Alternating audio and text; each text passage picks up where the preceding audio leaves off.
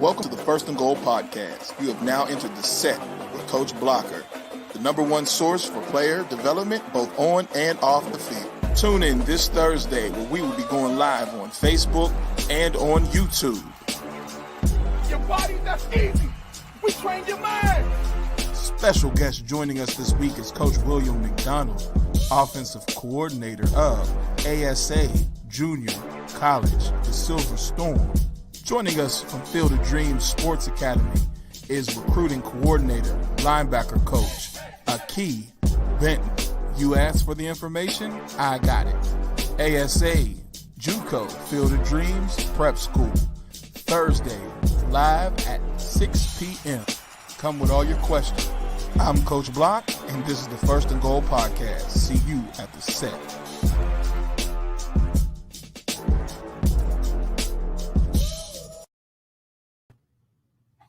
What's up, people? How's everybody doing? Welcome back to the First and Goal podcast. We got a great show for you today. What we wanted to do is follow up on what we talked about last week. So we went with D2 schools, HBCUs, and this week we want to give the JUCO and the prep side of, recruiting and collegiate football. Purpose being is with the COVID situation, pandemic, and also the recruiting transfer portal. Hey, there's a lot going on. There's a lot of kids out there. And so what I wanted to do is create more information for parents and for players and just for even coaches or whoever may be watching to understand how this whole process goes, because at the end of the day, this is very much so business. And I want to make sure everybody understands the business side of recruiting and football, because that's the only way you can make a true decision for your student athlete and for student athletes. That's the only way you can make a true decision for yourself, is understanding that this is a business first and football second. So with that being said, though, we still have our same format. And with our format, we have 4 downs. And for my first down sponsor is iCryo. Let's run it. First down brought to you by iCryo. Elevate your life.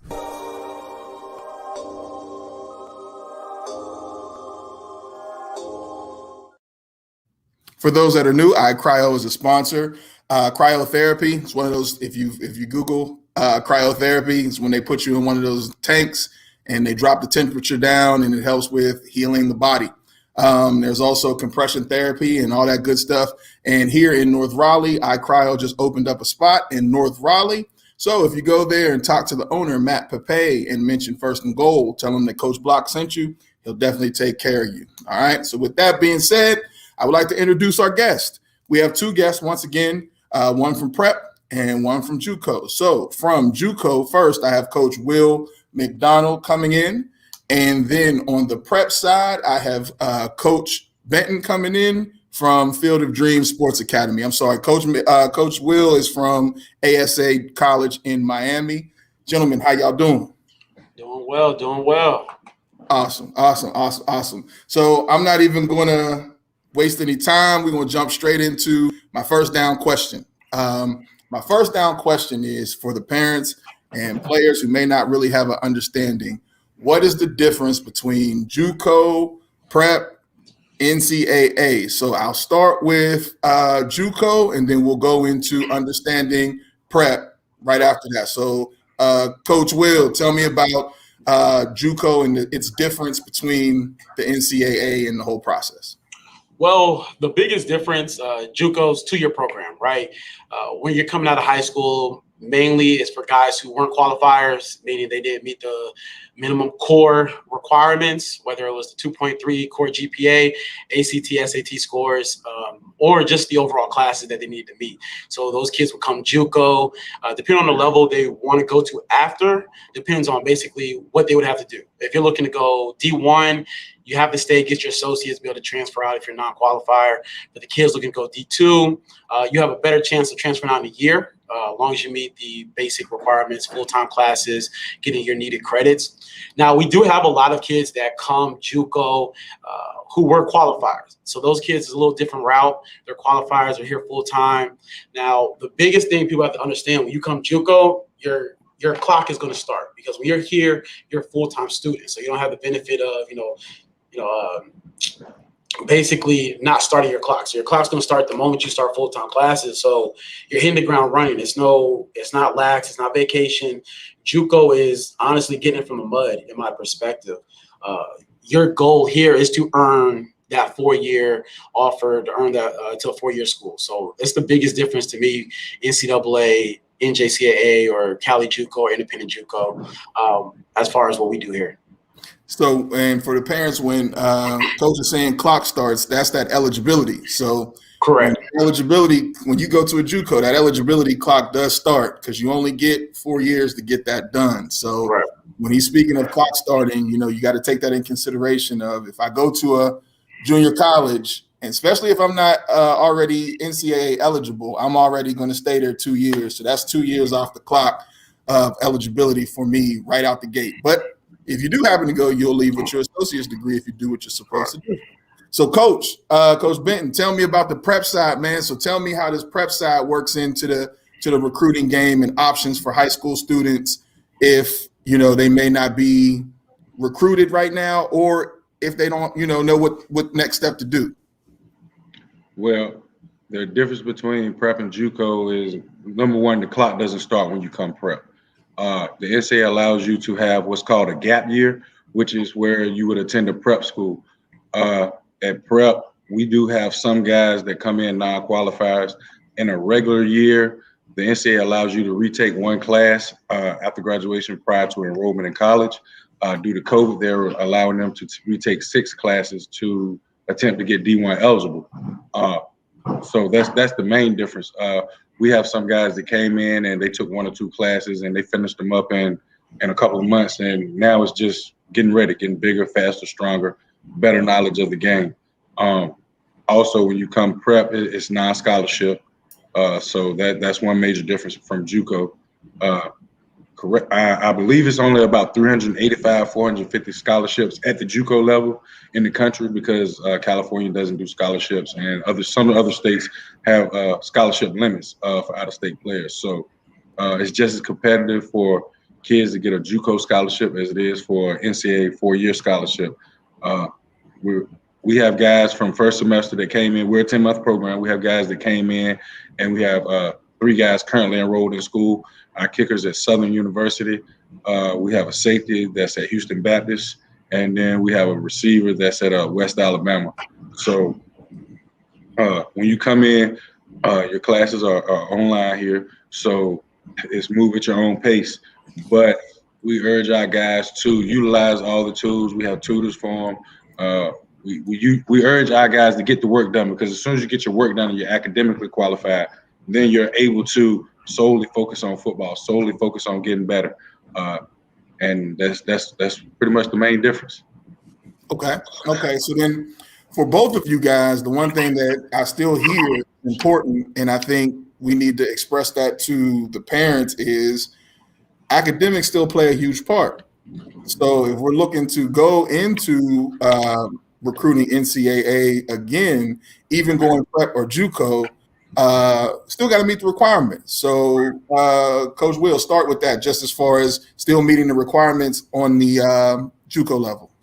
So JUCO is a little tricky. I will say, basically, you have the basic requirements of most schools. They just want to see if you have a GED or if you have your high school diploma, and then they work from there. That's basically the basic requirements to get into most junior college schools. Now, as far as getting you ready for college, then that's when they look at, all right, were you NCAA eligible? Did you have a 2.3 core GPA? Did you have, the meeting requirements of the ACT and the SAT on the sliding scale? Like, you don't need that to get into school as a junior college. It's like any other community college, really.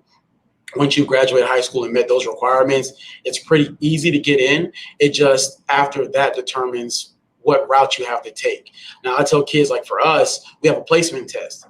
we kind of try to get kids situated where they're in college-ready classes the moment they step foot on campus. Because a lot of JUCOs will have you, in a remedial English or remedial math when you first come in, because you might have not have taken care of your academic requirements in high school. So you really want to try to avoid that as much as possible, because that can just extend how long you're at JUCO. So even, sometimes you don't want, your past to bite you in the tail. So a lot of schools like us and others will have a placement test to try to help you place out of it to get into a better situation. That way when you start, you're starting on your track for your degree. So you really just need your diploma or GED, and then we go from there to see if you're a qualifier on the NCAA scale. So then, Coach, you had touched on it, but if you could elaborate a little bit more, Coach Benton. So I'm a senior right now, and I'm thinking about prep school. What do I need academically or GPA standards to attend prep? Well, for us, especially with COVID and guys being allowed to take so many credits over, we've had guys that came in with 1.8 GPAs and got their core up to 2.5. So we look at each case individually, and when you apply your transcripts, we get your transcripts, we send them to the school that we have, which is American High School Online, which is NCAA certified, and our people over there give us an evaluation of what's the highest possible GPA you could get and how many classes you need. So it varies from situation to situation. If it's a case where you would come in and there's no way you could get to be NCAA qualified, then prep school's probably not a good fit for you. Now, it also depends on whether or not, as he said, you're trying to go D2 or not. If you're trying to go D2, you can come in and get the requisite, take the requisite classes that you need at your community college, or we have a community college here near where we are, and you could transfer after 1 year. You could transfer in as such as you will from a JUCO, but it's still a case-by-case basis. Got you. Okay, cool. So then nobody should think that this is just a dumping ground for people who got bad grades and life is going to be good. Like, at the end of the day, you still have to prepare yourself for life after prep and life after JUCO by still being academically eligible. So I do want all my parents to understand, and the student athletes who are watching, to please understand that even though you're going to a prep or JUCO, you may get in because you graduated, but still, to get out of that JUCO, to get out of that prep school, you still got to handle your business in the classroom. So that takes me actually to my next set. So we're going to move into second down. So let's roll our second down sponsor. Second down brought to you by Camp Gladiator, changing fitness, changing lives with both outdoor and virtual camps. Become a trainer now. And if you're interested, reach out to D Block on Instagram and Facebook. So once again, if you're interested in becoming a trainer, D Block is looking for trainers underneath Camp Gladiator. So please go to her on Facebook and on Instagram. It's D Block, DEALOK. From there. My next question is simple. Is JUCO recruiting different than NCAA recruiting? Meaning, are you guys looking at the same guys that FCS, FBS, D1, D2 are looking at? Or are you guys kind of just waiting to see who may slip through the cracks? Or how does your recruiting process go? And I'm going to start with you, Coach Benton, since we started with Coach Will the last time. Well, for us, we try to find guys that are flying under the radar, that are great athletes, that we can come in, we can showcase their talents. It may just be a case of the system they were playing in high school just didn't fit their needs. We run multiple sets here, so we can pretty much get any player and get them on the field and get them film that they need. All we really need is for the kid to come in and buy into the system and buy into the program, and things will take care of itself. Okay. How about you, Coach Will? So for us, it's a little different. A lot of our top recruits come based off of recommendation a lot of times. So we are kind of keeping an eye on the same kids, the same guys, FBS and FCS guys are looking at, because the kid might be borderline at the moment. They've been watching us, they'll let us know, it's like, hey, we have a kid that's kind of borderline, just keep an eye on them, make contact with them, things along those lines. Also, we're surfing Rivals, we're surfing Twitter. We're definitely recruiting the top kids as well, because a lot of the top kids aren't going to meet the requirements even after signing day. So we build those relationships with a lot of those guys. And then once we kind of solidify that, we look for those diamonds in the rough, those kids that might have only played 1 year of varsity as a starter, those kids that are in those pocket recruiting areas that a lot of schools don't visit, and those kids that are just in markets like ours here in Miami, where it's just such an abundance of talent that you can go, overlook. So we have a really tight relationship with a lot of colleges as well as high school coaches that kind of help feed us recruiting information on kids. Like, hey, I've got a sleeper here. Kid's like 6'4", 280, blah, blah, blah. He's got no looks. And you look at the kid and you're like, well, heck, he's playing in a conference with 10 other FBS kids, so he's kind of getting overshadowed. So we kind of do recruit a lot of the same top kids just to keep contact, because you never know who's going to fall through the cracks and have to end up at a JUCO. So yeah, that's kind of how it works for us. So I know, and I'll let you guys explain it when it comes down to potential scholarship dollars and paying and things like that when it comes into recruiting, because that affects a lot of parents and what they can and cannot do for their child. Right. So how does the money side, the business side, the money side work on the we'll go back with the JUCO side, and then we'll go to the prep side. Okay. So for us, we don't carry a lot of scholarships. Being a private school, we have about 50, 55. Really, they come off recommendations. So, for example, with me coaching quarterbacks, if I get a quarterback come in, I'm going to make a recommendation to the head coach, to the other staff, like, hey, I like this kid. I really think he can come in and be a day one starter. And we'll all sit down. We'll go over the kid's film. We'll go over our dislikes, our likes. Like, the kid doesn't have to be an FBS kid to get an offer. We have D2 kids who might have gone D2. They're transferring to us, and we're thinking, like, this kid can jump up. So it's really just based on our own personal evaluation where the money goes. Hey, we've got D2 kids with scholarships. We've got FBS kids who are preferred walk-ons with us, who are full. We got full tuition kids that come from every level. So it really doesn't matter what level you come from. It's really solely based on our evaluation of you and where we see you can be as an athlete. So we have to spend a lot of time in the evaluation process because we have a very limited number of scholarships we can give out. And Coach, so I know it's a little bit different on the prep side as far as just the financial obligations. So could you talk to that, just so any parent that may be interested in prep just kind of have an understanding of what they're looking at? So on the prep side, it's non-scholarship for us. We do fundraise. We do send links out to our guys once they commit to help them fundraise, to send out in their community, to go to businesses. We also have finance options to help guys make payments, and we do have a financing company that we work with.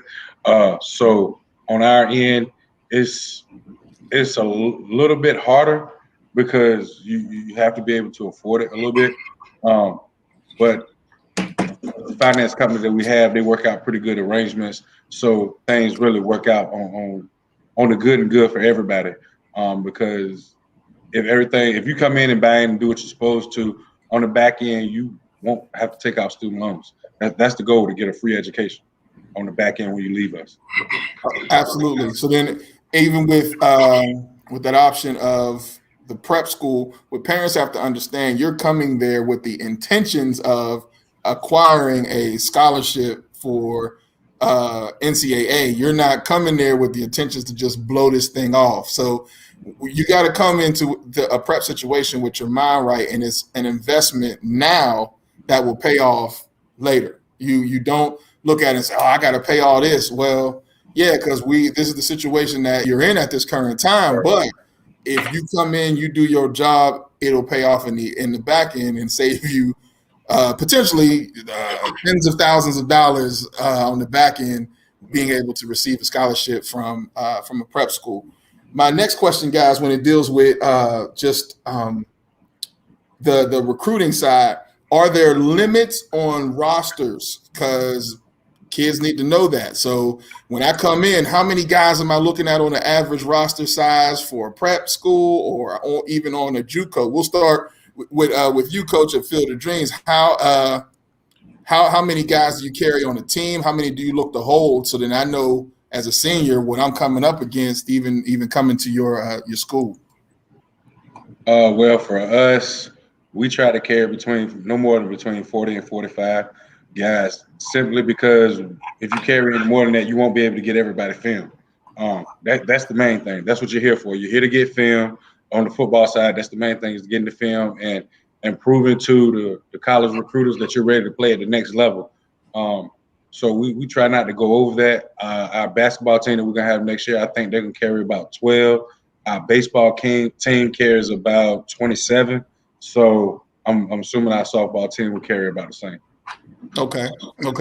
And quick question that was just asked is the financial aid that you guys have for Field of Dreams, is it financial aid based upon income, or how does that set up for some parents that may be interested?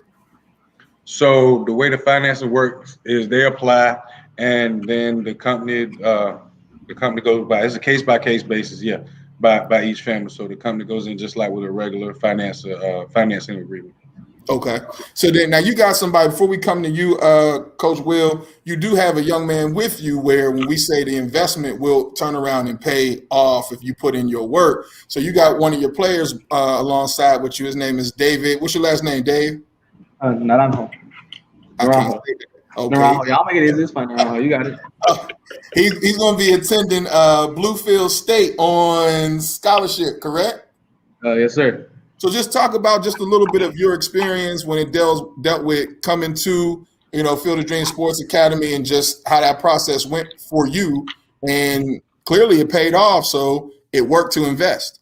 Yeah, it was I was in California, so there's no JUCO ball, and I hadn't had schools looking at me. Coach called me, said, "Look, I love you. Come down. We'll try and work it out." And they did a really good job, helping my parents out and getting everything done. Came down here, and I already knew, it's a lot more distractions than I ever thought ever. But it comes from the will of coach, from all the coaches. You realize what the big picture is. You're here for a reason, and you're only here for a stepping stool. You're here to get in, get your work in, and get out. This is strict business. And I thought it's great preparation. I love the process. Everything I built up to it paid off. And it was weird because it's that's shot in the dark. Times like this, we don't know what's gonna even happen next. Right. So it was I just gotta roll my dice and make sure I got it right, and paid off. Cool. So then was the football so that you can let the guys know who may be watching this and think it's going to be easier, was the football any easier? Did the talent level drop down, or did you still had to come in there and put that grind in, correct? Oh no, I for sure had to come in and put a lot more weight on. It's a lot more bigger bodies, a lot more just strength that you're just not. It's college level. You can't, you're going against it's the third year, fourth year senior, we're going against, and they're already through the program. They're already, you're coming in, trying to come in fresh out of high school, fresh out of, probably 1 year in college, and bounce back or something. So it's great competition. It's going to be a great setup for wherever you're trying to go on next. Awesome. Thank you for that input, Coach Will. What's the roster size, man? JUCO. How does that work? All of them. No, it's not that big. JUCO's tough. I tell people, and be honest with you, we're one of the few schools that carry two teams. We have an A team and a B team. Each team probably carries about 60, 65, 70 kids max. That's kind of where we keep our numbers at. On average, I've seen some JUCOs where they just have one team and they're carrying, 115, and somewhere around those lines, because some guys, it's just numbers. It's just a numbers game from getting many kids in, because with the JUCO level, a lot of kids don't make it. They don't realize how tough this life really is. And, they start cutting, it's kind of like big high school. You start cutting yourself off, as the season goes, as off-season workouts go. You have a lot of kids that'll come in and say, I'm going to go JUCO ball. It's going to be easy. I'm going to come. I'm going to go there. I'm going to go D1. And then you find out, you've got 4 D1 guys in front of you. So you're about to see what D1 ball really is. And a lot of kids can't handle that. So they'll come in and they're gone. So you get a roster size anywhere from maybe 115 to 140, depending on the school. But luckily we carry 2 teams, so we have an A team and a B team, and it kind of maximizes kids' potential exposure.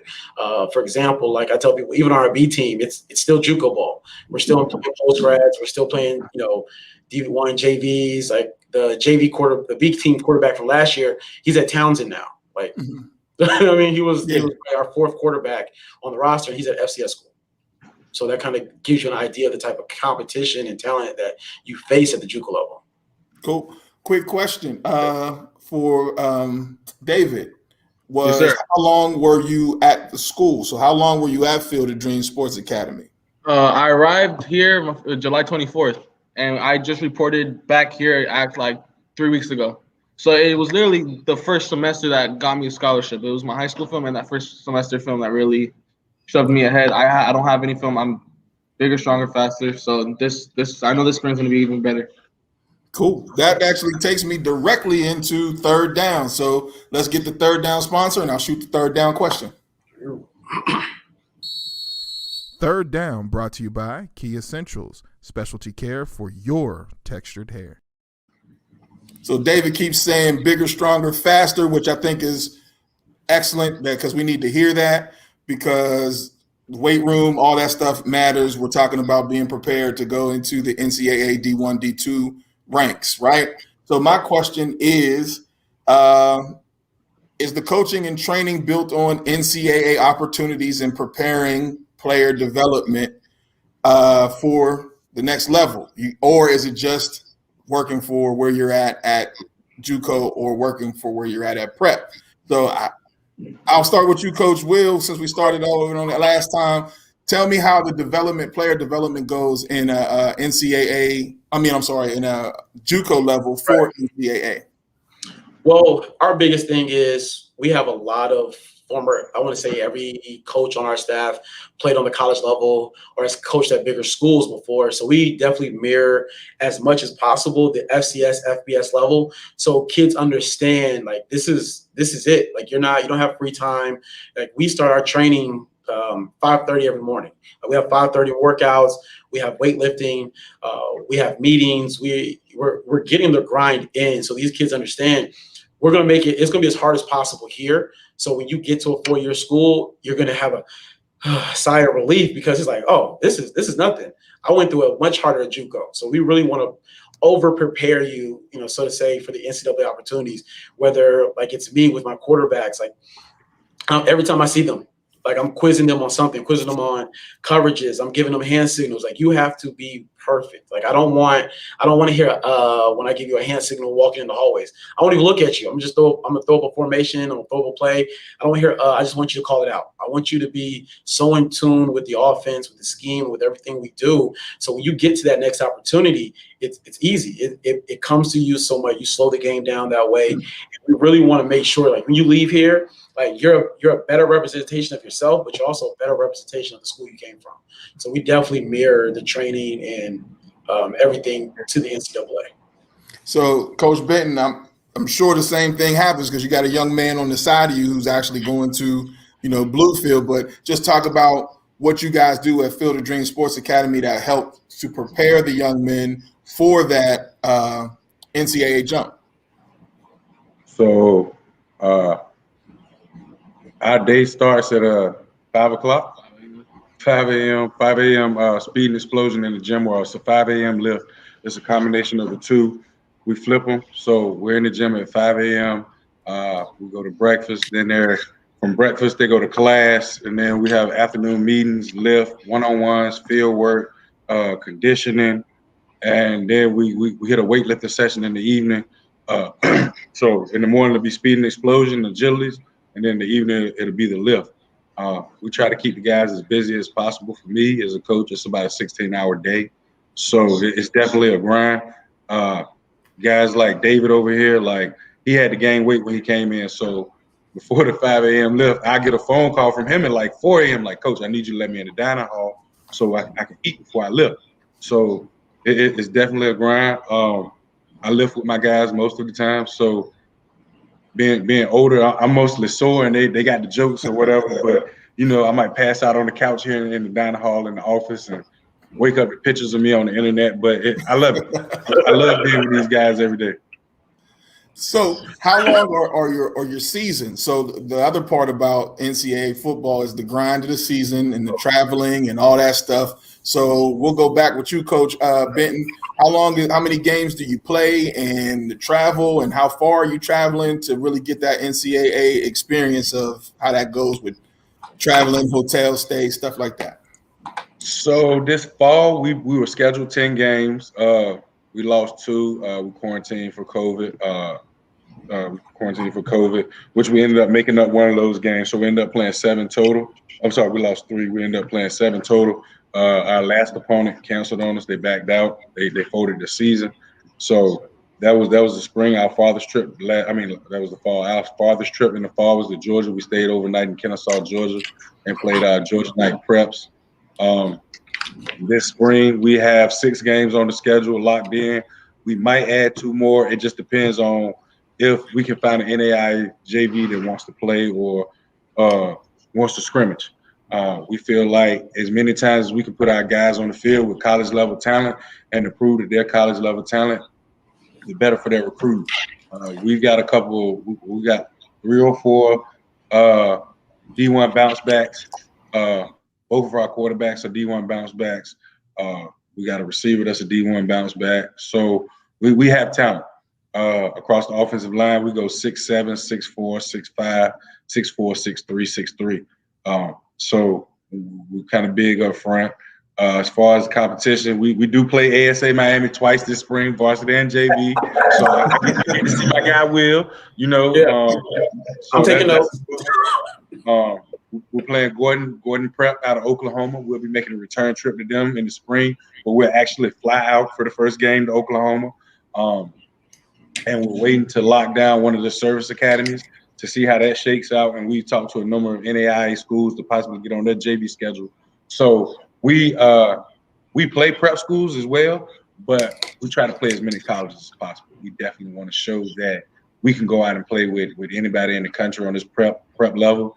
And this class that we have in right now, we've got a couple of guys from post grad that just didn't do right by them and they folded, and so they're great talents. So we've got kids from 20 states. We feel like we could play with a small college if we had to, and that's what we want to show. So on my show, I love it because I end up with parents who ask real questions.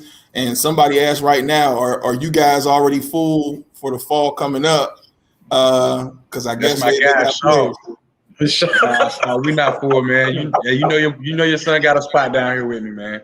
Hey, give me a call, hit my inbox. We can get it done. Coach Shaw don't be playing no games, man.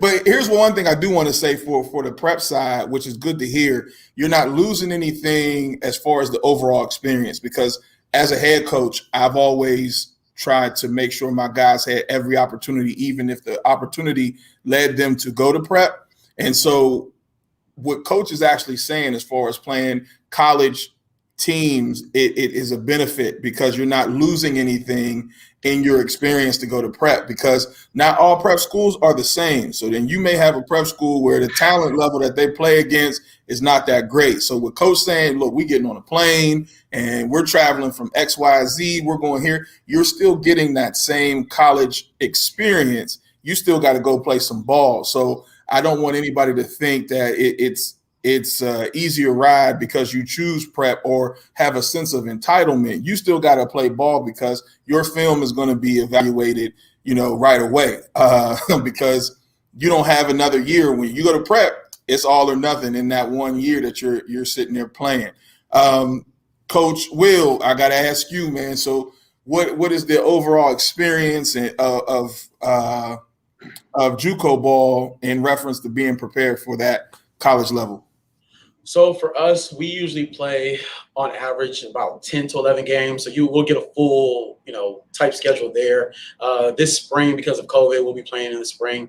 We'll be playing 8 full games and then 2 scrimmages. So like we'll scrimmage Kaiser, and then we actually just picked up a scrimmage with Edward Waters, who's making the jump to Division II. So that'll be a fun game.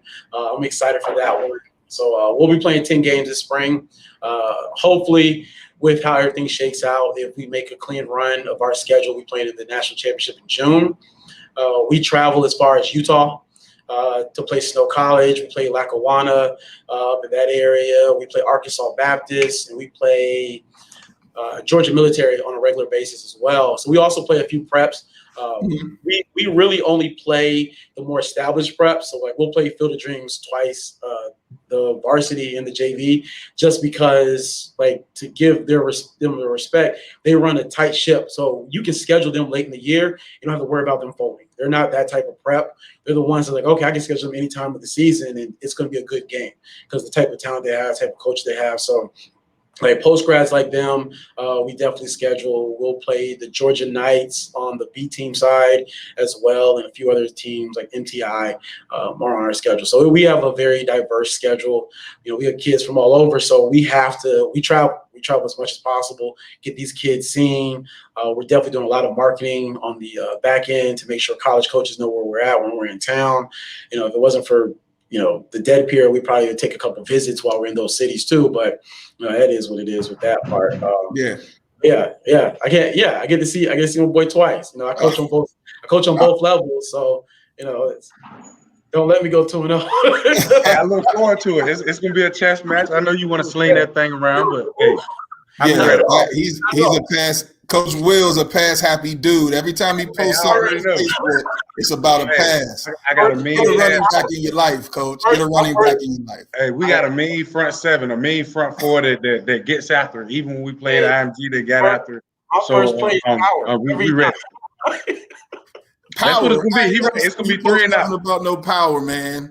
Our first play is power or veer. Like it is what it is. Like sound good. You're gonna have to show me the film on that one, Coach. I don't believe it for a heart. Yeah, you're gonna have to come down here to Florida for that one, man. You're gonna have to leave Carolina, come down here and enjoy this weather with us. It's the thing. He ain't gonna leave Florida if he come down here. He can be like, man, this how y'all living? Like, yeah. You see, I don't want to leave. I'm here now. High school guys. Now, look, that's gonna take me to my next question. Let me get my 4th down in, and then I got my next question behind that. Go ahead. 4th down, brought to you by the Divas Den. Make some tea, grab your mug, have a seat, and join the conversation with SoFab Kim every Wednesday at 8 p.m.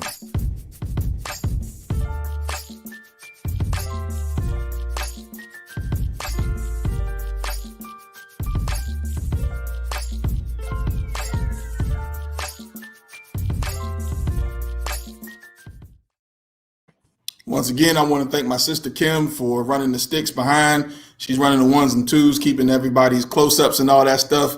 Good money.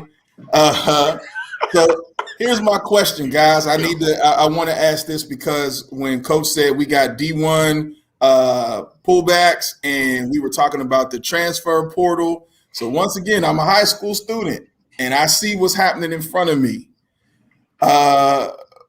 What JUCO or prep should I attend? Because I know there's so many people right now. We said 400 guys in the transfer portal, and we got guys. A month. Yeah. I'll start with you, Coach Will, man. So tell me about this transfer portal and how it affects how you look at high school athletes in reference to eligibility for them moving forward. So the biggest thing is I would say we're doing it just like any NCAA school would do on the Power 5 FCS D2 level. We have to go back and reevaluate everything we see because even with us, we probably have this summer we ended up getting maybe 25 FBS kickbacks just because of the portal, kids being in the portal thinking, hey, I was at Ole Miss, I'm going to make it out. It's like, it don't work that way. There's 400 plus kids every month entering in there. So we've got, 20 plus kids come from the FBS level, another 15 come from FCS. And then we've got our D2 kids. We've got our high school kids who are FBS talent. And I tell kids, like, look, you need to make, if you're a qualifier, I tell kids right now, if you're a qualifier, you have a Division II offer or FCS offer, take the smart offer. Like JUCO is not for everybody. Postgrad is not for everybody because the grind here is different, right? You have to come here and you need to want it. You need to wake up, want it every morning. Like we're up at 5:30 every morning. And I tell kids, don't jump in the portal. Don't go to FCS, then you can jump in the portal and go FBS. Like, that's not feasible. It's not going to happen. I had a kid hit me up recently, kid from Arkansas. He's got like 3 years left, and he's talking about coming JUCO. I said, like, you know you have to stay. You know you got to get your associates before you can leave, right? And it's like, yeah, coach, I'm in the portal. I'm like, look, I try to tell these kids, you can't. The portal is not for everybody. There's so many kids in there. Like I have friends who allow me leeway to use theirs, and like right now, I'm looking at 40 different quarterbacks. I'm trying to figure out who I'm going to offer to bring to ASA because they've been in the portal for 6 months and they're not going anywhere. And then I want to bring in maybe 2-3 high school kids to pair with that. And it's tough. Like it's tough right now. It's very hard to recruit 2021 because a lot of these kids aren't playing. Like Florida. We got a crap load of Florida kids this year, like we always do. But Florida played, Georgia played, Texas played. So that's been really my bread and butter this recruiting cycle is the schools that played in the fall. Because with kids playing in the spring, it's hard to get a tail on you because you got so many flooding into the portal. And it's like, I want to take a chance on the kid playing in the spring, but I don't know how the spring's going to go. Right. Like, I don't want to wait too long. I don't want to wait until after the spring is over to like, okay, he had a good season. Let's make an offer. Like maybe a preferred walk-on, but scholarship, that's tough. That's tough to offer a kid. You're talking May. Kid got to figure out how to get down here for a visit. And that's even we are allowed to have visits by then. So right. It's rough. It's rough for 2021. So Coach Benton, like when you said you had, some guys kick back, how does that work if I'm looking to come to the Field of Dreams and I'm looking at D1 caliber guys, man? Like, explain what that kickback is so that for parents that don't know our coaching lingo, what does that mean for what you have sitting already on your roster? So like our quarterbacks, one was at UCF prior to him coming down here. And then one was at FAMU. His younger brother is one of our DBs, and he came in first, and then their father talked to coach, and so that's how that came about. Because when like Coach McDonald said, when you jump in that transfer portal, not only are you going against the other guys in the transfer portal, you're going against the high school classes coming out, the JUCO classes coming out, the prep classes coming out, and unless you were a guy that really, really contributed and had great film at your last school, you might not get the offer you're looking for. You're probably not going to get the offer you're looking for because when schools go to the portal, they want guys that can come in right then and make an impact. So if you weren't that guy at the school you're leaving or you weren't that guy in your conference, you're probably not going to be that guy when you transfer in. And coaches are trying to win now. Jobs are on the line. So that's how that comes about with us. You come down here with us. We play a competitive schedule, like I said. If everything goes the way we're playing, we'll have probably about 4 or 5 junior colleges on the schedule and some NAIA JV schools. So you can come in and prove that you can play the game again against college level talent, and go get a chance to go back out there. Just like he was saying about waiting until May to offer guys, David went through the same situation. FCS called him. They told him, well, listen, we want to see how you do again through the spring, and we'll come back and revisit you at the end of the spring. But on the back end of that, when a D2's calling and they're offering you money, that's time sensitive. And they might still want you at the end of the spring, but the money won't be the same. You know what I mean? So I tell guys to make the right business decision, the decision that's right for you and your family. And if you're not going to entertain the D2s, if you're not going to take that offer, if you're betting on yourself, you've got to have that type of discipline and drive that you're up every morning at 4:45 to be the first one at the gym when it opens at 5, to get those extra reps, to get that extra film study. When I log in the huddle, I should see that you probably got maybe 2 hours more film study per week than everybody else because you're betting on yourself. So that's the way that works. Prep isn't for everybody, just like Coach McDonald said, JUCO isn't for everybody. David will tell you it wasn't all peaches and cream first semester. It was a grind. It was a wild ride that we really enjoyed. You know, when you bring kids from 20 states, 39 guys from 20 different states, and coaches from Virginia, North Carolina, New York, it's a meshing pot, and everybody has to get in. They got a short amount of time to get in that rhythm, get in that rhyme, and go. So it's definitely not for everybody. But when you come down here to Field of Dreams, you can rest assured that one, I'm gonna be on the phone every day calling college coaches, actually pretty much harassing college coaches to get your film in front of them, to get you seen. We're gonna put you on a stage with our schedule where you're gonna play good competition. You're gonna play guys that are gonna make you grind. And the way we're recruiting, especially in the trenches, our O-line and D-line, for me, we're probably top 3 in the country prep school. That's Milford, Fort Union, any of them. I'll put my guys in the trenches on both sides against anybody. Like I said, we'll play most small colleges if they want to line it up. So anybody out there that needs a game this spring, if you're a college, you want a game, hey, call me. We can get it in. You know So, what I mean? Coach, let me drop this on you so that you can also continue to separate yourself from some of the other prep schools that's out. And Coach Will, I want you to chime in on this too, because I know what your experience, you've seen it. Talk to the parents in reference to some of these prep schools where they really ain't prep schools, and next thing you know, you got some guys that have paid thousands of dollars to go to a school, and then next thing you know, all of a sudden the school crashes. So go ahead and name names, Will. I ain't going. I'm not going to say no coaches, but who wants to start? Will, you want to start? Coach Benton, you want to start with that one? I'm gonna let Will go ahead and handle it. First of all, why I got to be the one to name names? Why I got to be the controversial one? Because you're in the JUCO world, so if you're talking about the preps, it's not me hating. You know what I mean? Oh, okay, Yeah. okay. Yeah, it's rough. Like, you need to, from my perspective, because I used to coach at Gattaca, right? So Gattaca was one of the top programs here in Tampa for a while.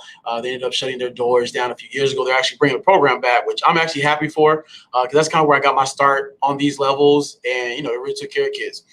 The biggest thing you need to see, one, what they're about, what are they offering you? You want to see facilities. Like, don't tell me, hey, come to my prep, it's $24,000 a year, and I can't view the housing, or I can't view the weight room, or, I can't see what context. Tell me which context you have. Really want to just push these coaches as much as possible, even on the JUCO level.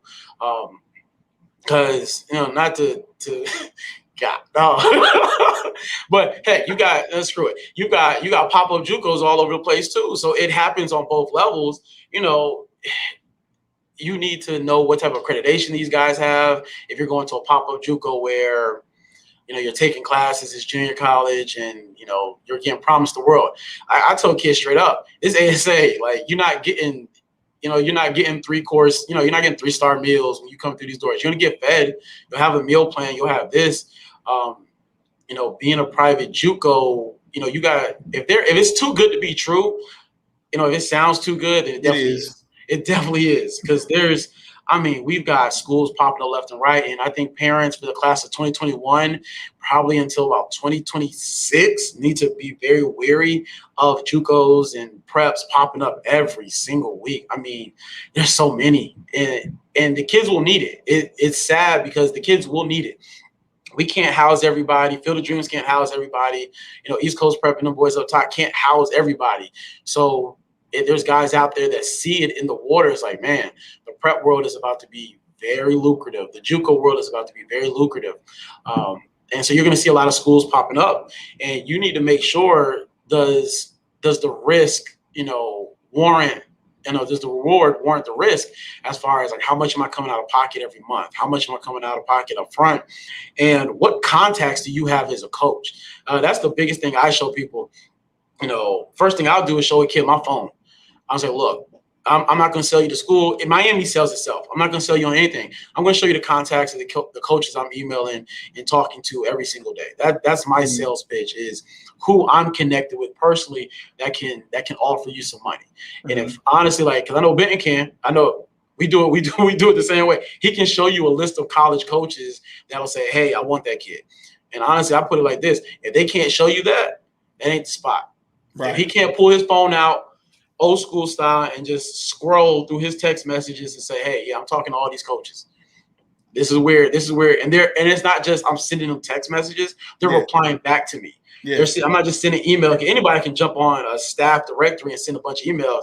It's these guys are responding back to me. I'm emailing his Gmail account. I've got his Yahoo account. Yeah. I don't have to go on a staff directory and look up for his information. I'm emailing him directly. I'm on his Twitter. He actually follows me back. Right. Versus, you know what I mean? Right. Like I'm actually communicating. We're having full-blown conversations. It's a big difference than, yeah, I'm sending a bunch of emails. Like, yeah, people spam you. You know, you can go burn a couple $1,000s at NCSA and do all that if you want it. So, you know, Ooh, you want to get was that NCSA shade right there? That was some NCSA shade. NCSA. I promise you. I promise you. I try never to say NCSA directly, but any parent out there who is paying for NCSA, let's just talk about it. NCSA claims that they are a recruiting service. Now, last week we had Coach Bowser and we had Coach Jones on, who said when we get these chain emails coming from these recruiting services, we really don't necessarily pay attention to those because they come from everywhere. It's not personable. It's not a personable experience. Once again, I'm sure the other coaches, we're not going to hate on how people get paid because people are going to believe in this system. But we're also saying, as a former college coach, high school head coach, you have a prep coach, you have a JUCO coach, you have D1, D2 guys who have been on this show. We're all telling you the same thing. There is a system on how you need to distribute your film. You need to have control over how you deliver your film to these college coaches, to these prep schools, because you're paying money for something that you can do yourself. And many people would rather see you put the effort than to have to deal with a third party who the relationship is not built with. So if I am a coach and I get this email back and I do like the film, I don't have necessarily a point of contact to go back and do the intangible works of character, home, financial. I need to know all these things as well. When you get into a recruiting room, just so you guys know, I'm sorry, I've stepped on my soapbox real quick. When you're in a room with a college coach, there are so many questions that they want to know besides the film. The film got me to really care. Okay, I care a little bit. I need to know more. But the moment I want to know more, I'm calling the coach. I'm calling somebody at the school. I am not calling a recruiting service. And if I don't have a relationship with your trainer, I'm not calling your trainer either. So it still ends up having to go through your coach. They're still going to contact your mother, your father, or whomever. So you can pay for that stuff if you choose to. But I'm telling you, it's not an advantage because you have done it. That's all I'm saying. Coach dropped the name. I think that's the first time we've ever dropped their name on this podcast. I'm just trying to tell y'all, watch paying for that type of stuff out there. And Coach got it. You know, if NCSA, if you're watching, I'm sorry. But it is what it is. Now, there's a question. There's a huge question. It's actually a big one from Coach Shaw. Coach Shaw, he wants to know, why do coaches feel like that the portal kids are better than some of the kids that are already that are coming through high school, where, you know, basically some of these guys in the portal may have been sitting the bench and third string, fourth string guys, and they drop into a portal, but then because they're in school and college already, you know, they may get a green light over a high school guy. So what's your thoughts on that, coaches? Who wants to start? You either one. Y'all can start. Heads or tails. It don't make a difference. You want me to do that one? I got you. All right. So, having a few friends that coach college ball, it's a lot about development. Whereas they might have been on the scout team for 1 or 2 years at a FCS or FBS, physically they just more developed than most high school kids. And coaches feel like they can come in right away and make some type of impact. I'm sorry. So as far as the coaches that I talk to and I have a relationship with, that's pretty much what it is. they can't afford to wait to come in and wait on a kid to come in and develop his body and get ready to play. There in some rare cases, you have kids that are ready to come out of high school and play right away. And with COVID and the roster reductions, those are the kids you see getting those offers. Those are the kids that you see signing. Those are the kids that coaches feel like they can come in right now and make an impact. And recruiting's not an exact science. It's probably a million kids that are getting missed that could really come in and play right now on some level of college football. So it's not a science, like I said, but a lot of these coaches look at it as their job's on the line right now.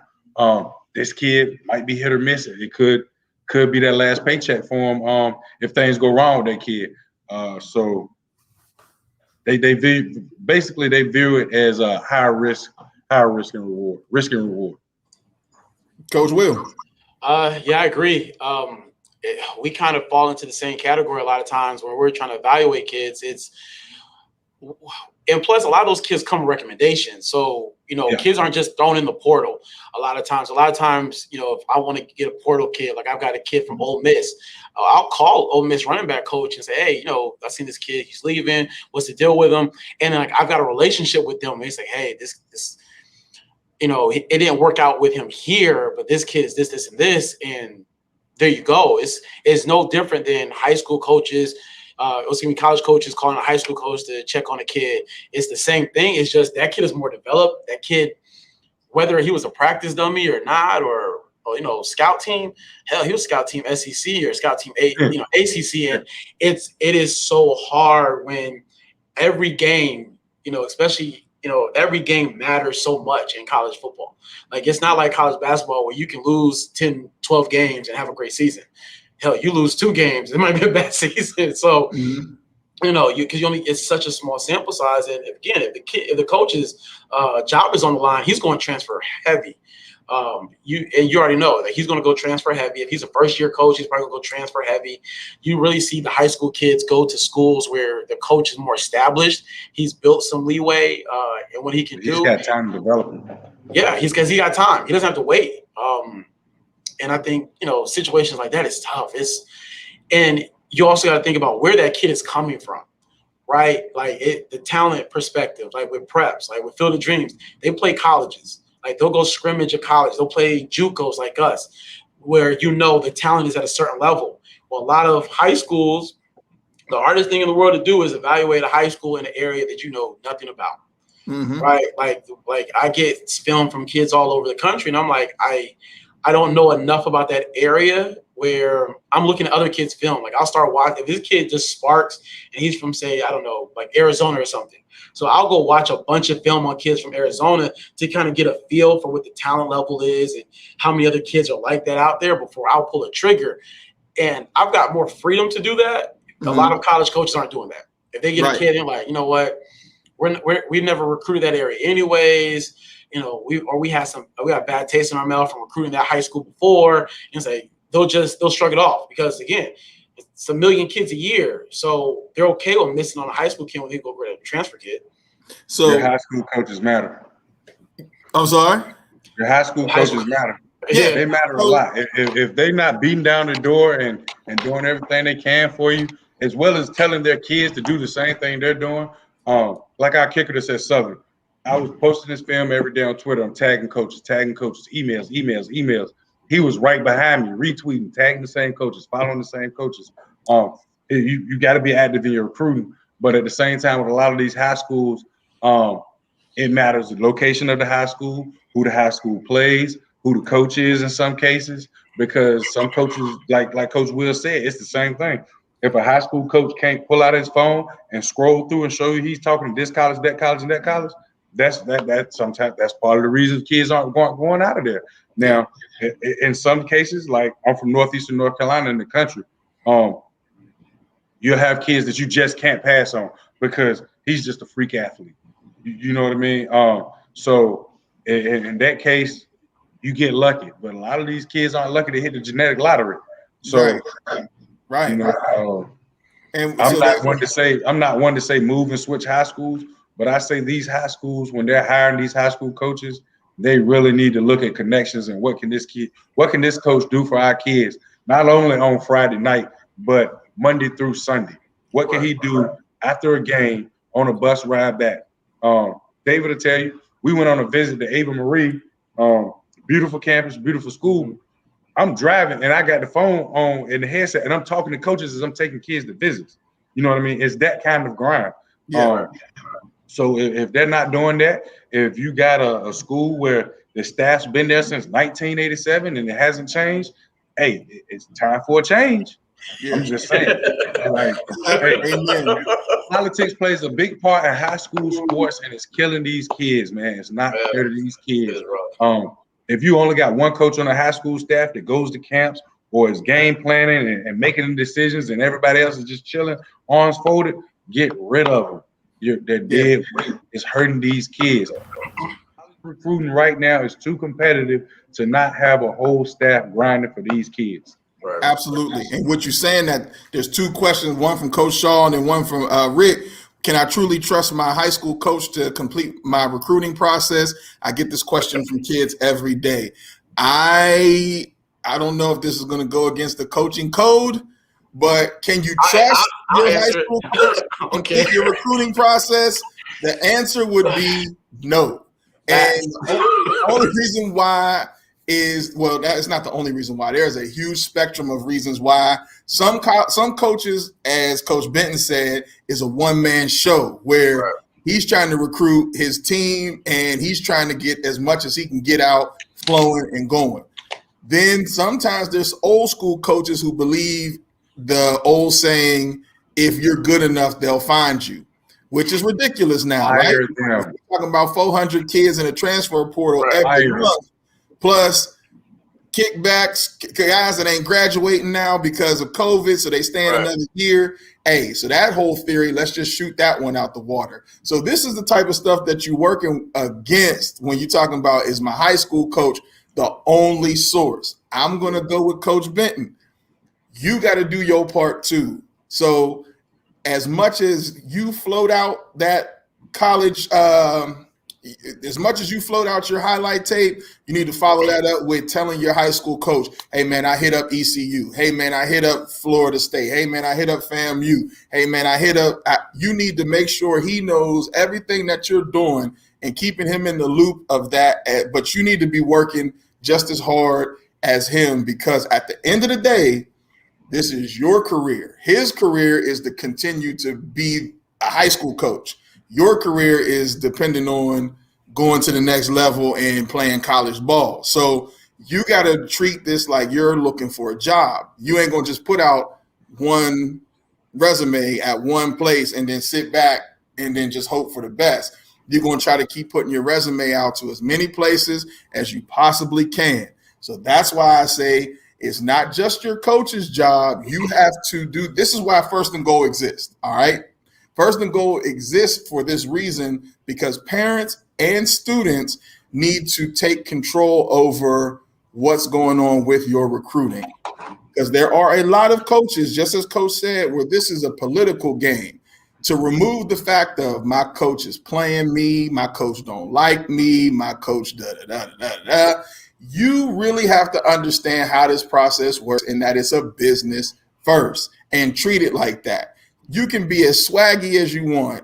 If your film doesn't get put in the right hands, you'll be at what I call the crib university, TCU. You have to understand how this game works and how to make it work for you. You can have your dream schools. Everybody, I'm never going to tell a young man to not dream as big as he can dream. But as time starts to dwindle, you need to start getting a little bit more real about why you're not going to the schools that you thought you might have been able to go to. And then not shun schools that are interested in you. So if you got a slew of D2 schools that are interested in you, hey, guess what? We might need to look at those D2s. Go with who loves you, not who likes you, because the ones that may like you may leave you. The ones that love you are going to be the ones that will take care of you. You got to pay attention to this stuff. That's why we had two coaches last week who love their school, who love their players, two coaches this week who love their school, love their players, and understands this game when they pulling in your kids to these schools. So I just want to make sure people understand that about this is a whole process of business that it starts with just first understanding your role in it and taking control of it so that now you understand I'm not going to leave it up to NCSA. I'm not going to leave it up to the head coach. I'm not going to leave it up. I'm going to do my part. So at least at some point in time, there's somebody who you can hold accountable when things don't go the way they're supposed to. But with that being said, man, I'm going to give everybody else their final words before we get ready to close out of here. I had to step on my soapbox real quick. Give me 2 minutes. Let me get on my soapbox. Let me get up. Go ahead. You got it first.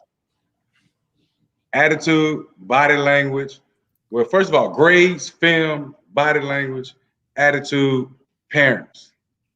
Those are the things that will cost you a scholarship. Those pushy parents that are all in the mix, that are always on coach's coattails, always calling, always coaching from the stands, showing up to the offices, those parents will cost you a scholarship. Coaches do talk. Yeah. Coaches do talk. I'm going to give you a prime example. I don't think you guys remember when RG3 was drafted. His only knock on him was his father was too involved. Yeah. When he got to Washington, the complaints from his players were, his teammates was his father was always around. He was always calling the owner. That carries on. You understand what I'm saying? And it's hard enough coaching this game and being with your sons night and day and doing everything that we have to do without our phone constantly ringing. Coaches talk, and when schools call and they ask, that's one of the questions they get asked. What type of parents do they have? Are they parents that let you do your job, or are they the ones that try to do your job for you? Also, parents got to hold their kids accountable. That's one major thing about coming to the prep world. You got to hold yourself accountable. You got to be the one to force yourself to do your work, to call your tutors, to make sure you come get treatment, to make sure you get to the pool, to make sure you get to your lifts. You have to be accountable.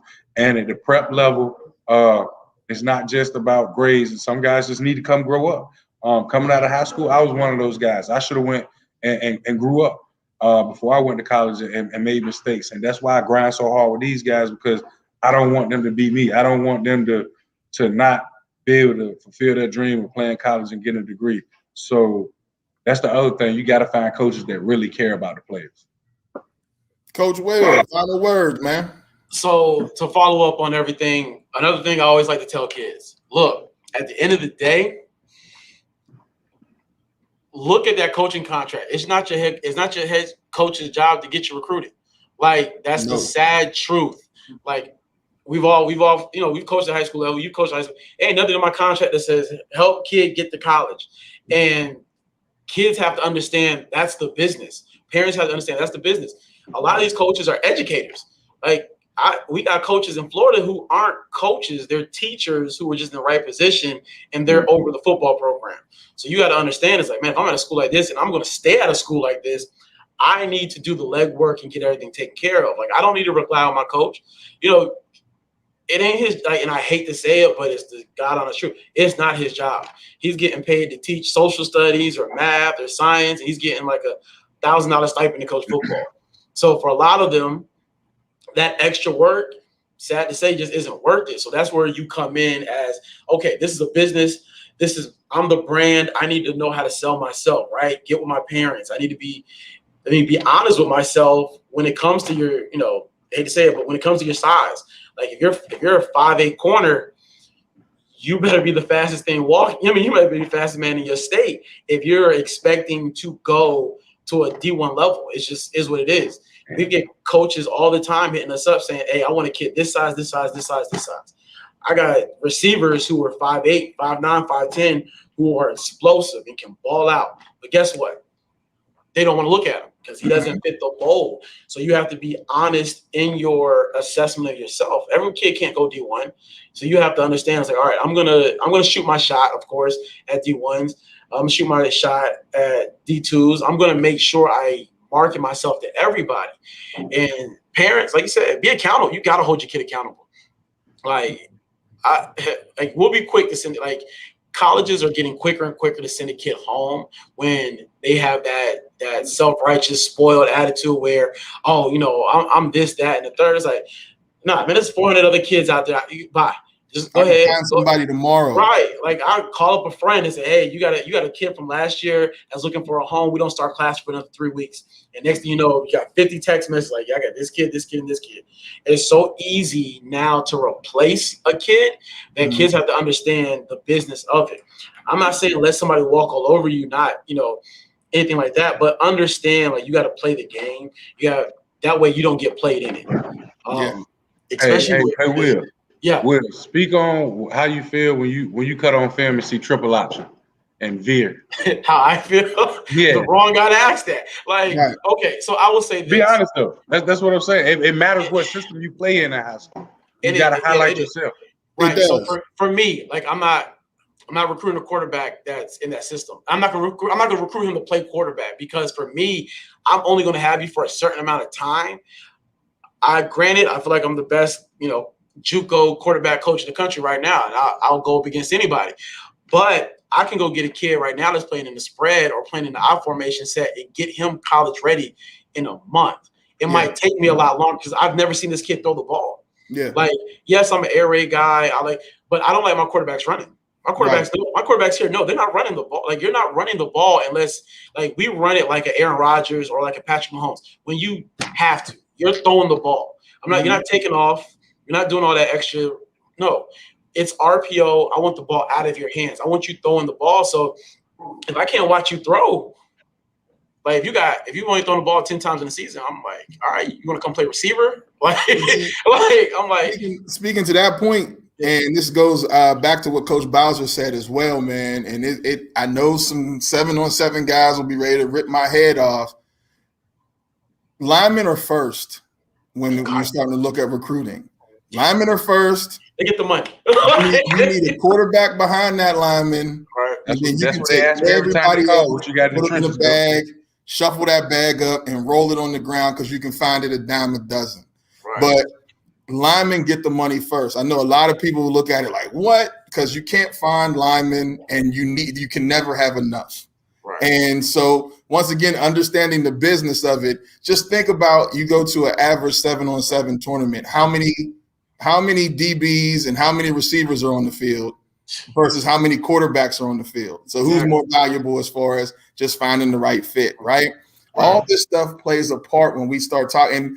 In recruiting, a lot of guys, y'all take it personal, and it's not personal. It's literally business. If I cut on your film and I don't see what I need, it's on to the next film. That's why your film has to be as versatile as possible. Show me an array of things that you can do versus just a go ball, versus just a one little slant. When you are a DB, a wide receiver, and we'll just leave it at those two. There are so many of those guys out there that you not getting that recruit is not personal. It's more so about possibly exposure. And so you got to expose yourself. And if you do get the opportunity to get into certain schools and get a PWO, et cetera, take the opportunity if nothing else is there, and then prove that you can do and get some money. Because once again, there's a lot of guys that don't even get preferred walk-on offers nowadays. So, with that being said, man, I appreciate y'all time. Thank y'all for being here. I held y'all 12 minutes over. I apologize for that. Oh, we good. Hey, whenever you want to talk, let us know, man. We can talk. We're always down to talk. I appreciate it, man. Thank y'all for being here. And as a matter of fact, go ahead and close it. Talk about Carolina High School football. Oh, wait. Social media wise, how do guys get their film and stuff to you, Coach Benton? What's the best way to get the film to you? At Coach Ahki, which is AHKI on Twitter. And my email is my last name Benton at FODSA.org. Got you. Coach Will, what's the best way to get film to you? Twitter, Coach_WCM. And then my email is Coach McDonald, McDonald @asa.edu.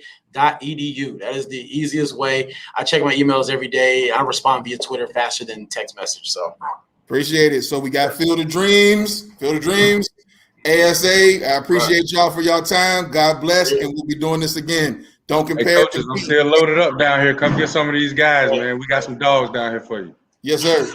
You already know, ain't nothing like Miami now. Hey, I see you in a couple weeks, baby. All right. Hey, Please. who Hey, your going DC?